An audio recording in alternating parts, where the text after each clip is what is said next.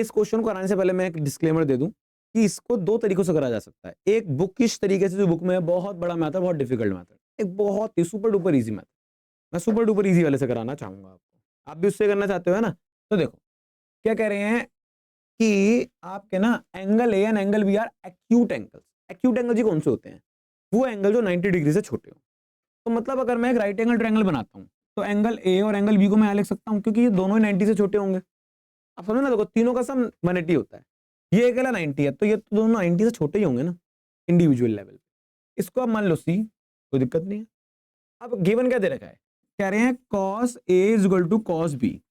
आपको निकालना क्या है? निकालना है एंगल ए को एंगल बी के इक्वल कर दो, जो गिवन है और जो निकालना है, सिंपल है।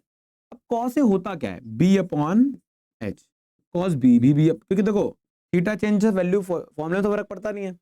अब अगर मैं ए की तरफ से देख के चलूं, ए की तरफ से देख के चलूं तो मेरा बेस क्या होगा? AC।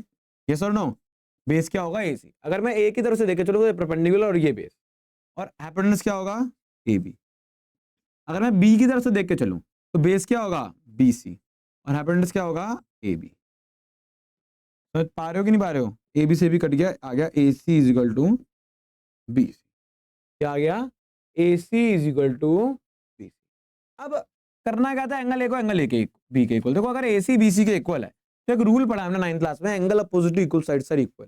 जी हाँ, क्या कि AC अगर साइड BC के इक्वल है तो AC के सामने कौन सा एंगल है? Angle B। और BC के सामने कौन सा एंगल है? Angle A। तो ये हो जाएंगे इक्वल। तो यहाँ लिख देना एंगल अपोजिट, और देखो हेंस प्रूफ हो गया, angle opposite to equal side are equal.